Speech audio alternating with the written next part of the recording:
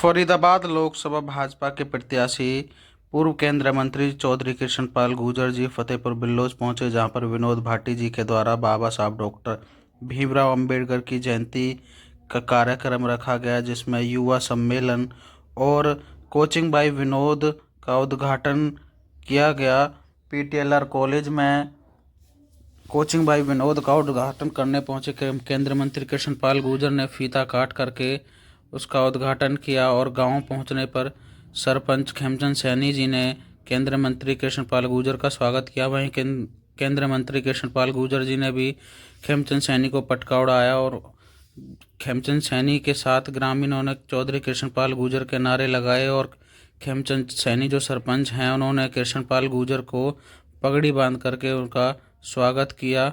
हजारों की तादाद में लोग वहां मौजूद रहे, जो कि कोचिंग बाय विनोद के उद्घाटन में लोगों ने शिरकत की और कृष्णपाल गुर्जर ने विनोद भाटी की पीठ थपथपाते हुए कहा कि विनोद भाटी अग्रसर युवाओं के लिए भविष्य के लिए एक बड़ा काम फतेहपुर में खोलने जा रहे हैं। आइए दिखाते हैं आपको पूरी खबर। फतेहपुर बिलोच के गांव के सरपंच भाई खेमचंद जी, भाई विष्णु मलिक जी,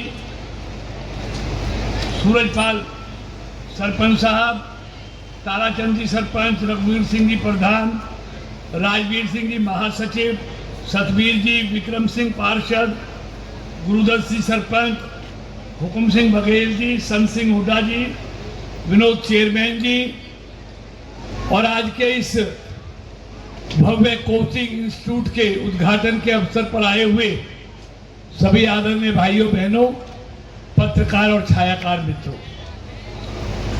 आज बहुत खुशी का दिन है कि भाई विनोद भाटी जी ने युवाओं को ट्रेनिंग देने के लिए आज फतेहपुर बिलोच में आज उनके लिए कोचिंग सेंटर का शुभारंभ किया है। आप सब जानते हैं ये भारत देश युवाओं का देश है। यहाँ की 66% 65% आबादी 35 साल से कम है, जिसको रोजगार की बहुत जरूरत है और उसके लिए कोचिंग देना, हाथ में हुनर देना, ये सब बहुत जरूरी है। और आदरणीय मोदी जी की सरकार ने भी इस देश के युवाओं को काबिल बनाने के लिए, हुनरमंद बनाने के लिए पहली बार देश में एक स्किल मंत्रालय अलग से खोला कि बच्चों को आज शिक्षा के साथ साथ हाथ में हुनर देने की जरूरत है, क्योंकि जब तक हाथ में हुनर नहीं होगा सबको सरकारी रोजगार नहीं मिल सकता, सबको सरकारी नौकरी नहीं मिल सकती। प्राइवेट सेक्टर में इतने अवसर हैं जहां बच्चे नौकरी पा सकते हैं, लेकिन वहां के लिए बड़ी बड़ी उद्योगों के लिए हाथ में हुनर होना चाहिए। अब आपको खुशी होनी चाहिए, देश का पहली यूनिवर्सिटी, स्किल यूनिवर्सिटी हमने 1000 करोड़ की लागत से दुधौला में स्थापित की, जिसमें 15,000 बच्चे हर साल निकलकर रोजगार पा सकेंगे और वहां से जो बच्चे पढ़कर निकलेंगे ये 100% तय है, सबको रोजगार निश्चित तौर पे मिलेगा, क्योंकि हुनर वालों के लिए काम की कमी नहीं है। तो इसलिए और सरकारी सेवाओं में जाने के लिए भाई विनोद भाटी जी ने ये एक अच्छा पग उड़ाया है कि हमारे बच्चे शहरों में दूर दूर ना भागें, गांव में उनको अच्छी कोचिंग मिले, अच्छी शिक्षा मिले, यहाँ रहकर वो कंपटीशन की तैयारी करें, जिससे देश की बड़ी बड़ी सेवाओं में उनको जाने का मौका मिले।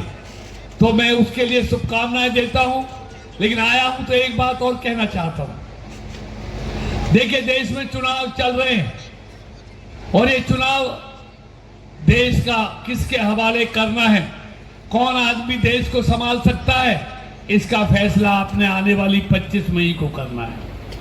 देखिए, 2014 से पहले देश में निराशा का वातावरण था, बड़े बड़े मंत्री जेल जा रहे थे और घोटालों में जा रहे थे।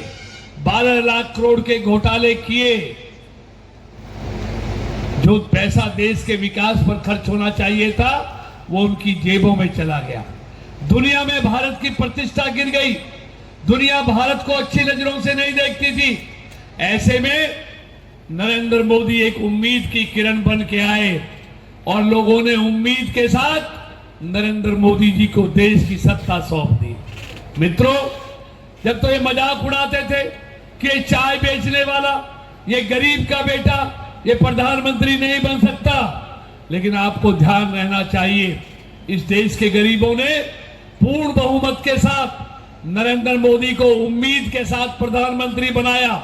वो उम्मीदों पर खरे उतरे और 2019 के चुनाव में लोगों ने उन पर विश्वास किया। यानी पहला चुनाव उम्मीद का चुनाव, दूसरा चुनाव विश्वास का चुनाव। जो 5 साल काम किए उससे विश्वास जगा और नरेंद्र मोदी जी को दूसरी बार देश का प्रधानमंत्री बनाया। और ये तीसरा चुनाव मोदी की गारंटी का चुनाव है। जब लोग उम्मीदों पर खरा उतरा, विश्वास पर खरा तो उतरा, गारंटी पर भी खरा उतरेगा।